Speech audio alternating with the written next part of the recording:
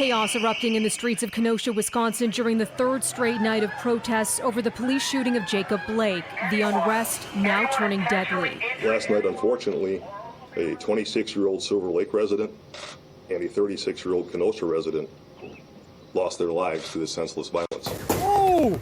He shot him. 2 people were killed and a third seriously hurt in a shooting just before midnight, leading authorities to search for a man armed with a long gun. One video shows crowds chasing an armed man who appears to be white and is tackled to the ground before appearing to shoot another man at close range. Later, the footage shows police apparently allowing the man with the rifle to walk past them. Get back. Shot him, man.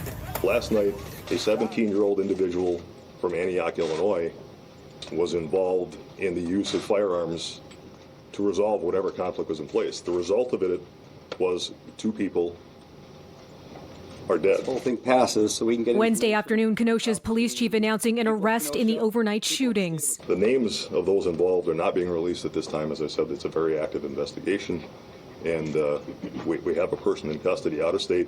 I'll be working to bring that person to Wisconsin to face appropriate charges. What I can't tell you is what led to the disturbance. Ahead of that update, Kenosha County Sheriff David Beth telling the Milwaukee Journal-Sentinel that people who fashion themselves as belonging to a militia have been patrolling Kenosha's streets in recent nights. They're a militia, Beth said. They're like a vigilante group standing guard outside businesses.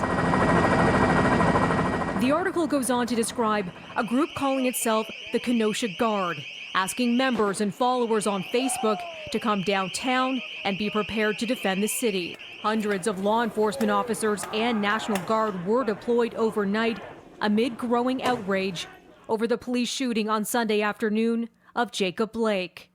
The 29-year-old black man was shot multiple times at close range in front of his children. Blake remains in hospital paralyzed from the waist down, according to his family. His mother on Tuesday calling for calm.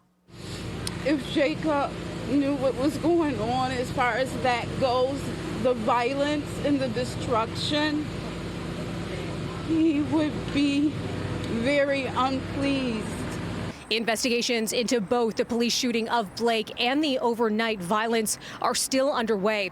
Donald Trump saying he's sending federal law enforcement to, quote, restore law and order in Wisconsin. And Kenosha police, they're moving up the nightly curfew by an hour to 7 p.m. And that's now in effect through to Sunday. Melissa Duggan, City News.